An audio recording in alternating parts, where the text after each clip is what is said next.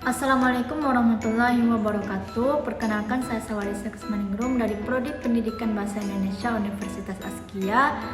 Video ini untuk memenuhi tugas mata kuliah pengembangan media ban ajar bahasa Indonesia. Dosen pengampu yaitu Ibu Zeri Putriayanti MPD. Baiklah, langsung saja kita masuk ke materinya, yaitu pengertian teks berita. Menurut KBBI, berita adalah cerita atau keterangan mengenai kejadian atau peristiwa yang hangat.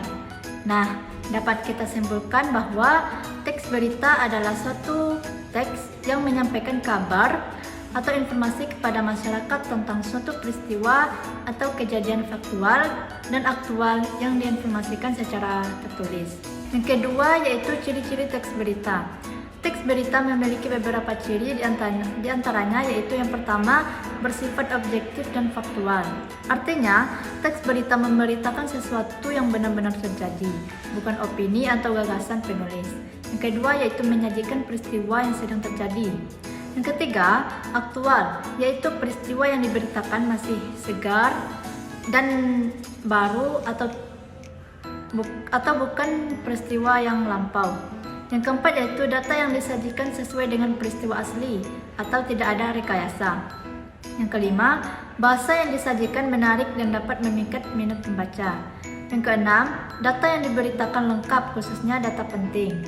Yang ketujuh yaitu waktu dan tempat peristiwanya itu jelas.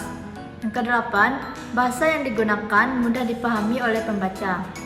Yang kesembilan yaitu alur peristiwanya berurutan. Yang ke-10, kalimat yang digunakan singkat, padat, jelas. Yang ke-11, sumber berita itu valid dan dapat dipertanggungjawabkan. Yang ke-12 yaitu judul berita bisa mewakili isi berita. Yang ke-13, memuat unsur kata tanya yaitu 5W plus 1H. Materi selanjutnya yaitu unsur-unsur teks berita. Sebelumnya, apakah kalian pernah dengar singkatan dari 5W plus 1H? Nah, unsur-unsur teks berita itu mengandung 5W plus 1H, yaitu yang pertama, what atau apa. Kata tanya yang digunakan untuk menanyakan peristiwa yang sedang dibahas atau diperbincangkan. Yang kedua yaitu where atau di mana. Kata tanya yang digunakan untuk menanyakan tempat atau lokasi peristiwa itu terjadi. Yang ketiga yaitu when atau kapan. Kata tanya yang digunakan untuk menanyakan waktu terjadi peristiwa dalam sebuah berita. Yang keempat yaitu who atau siapa. Kata tanya yang digunakan untuk menanyakan orang yang terlibat dalam suatu peristiwa. Yang kelima yaitu why atau mengapa. Kata tanya yang digunakan untuk menanyakan alasan atau latar belakang terjadinya peristiwa. Yang keenam yaitu how atau bagaimana. Kata tanya yang digunakan untuk menanyakan cara atau proses terjadinya peristiwa. Bagian ini biasanya diceritakan secara kronologis sesuai urutan waktu kejadiannya. Materi selanjutnya yaitu struktur teks berita. Nah, struktur teks berita ini terdiri dari judul, kepala berita, tubuh berita, dan ekor berita.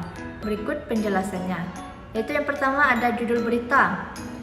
Judul sangat penting dalam suatu berita karena berperan sebagai pemikat pembaca untuk membaca isi dari teks berita.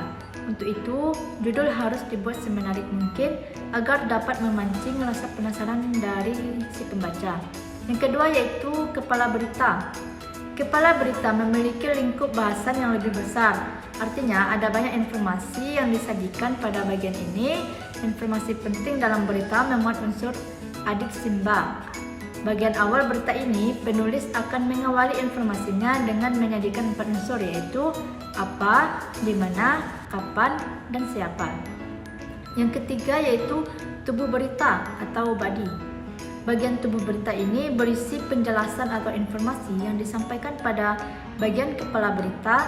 Bagian ini adalah jawaban atas pertanyaan mengapa dan bagaimana. Nah, umumnya memuat latar belakang atau alasan suatu peristiwa itu bisa terjadi. Yang keempat yaitu ekor berita.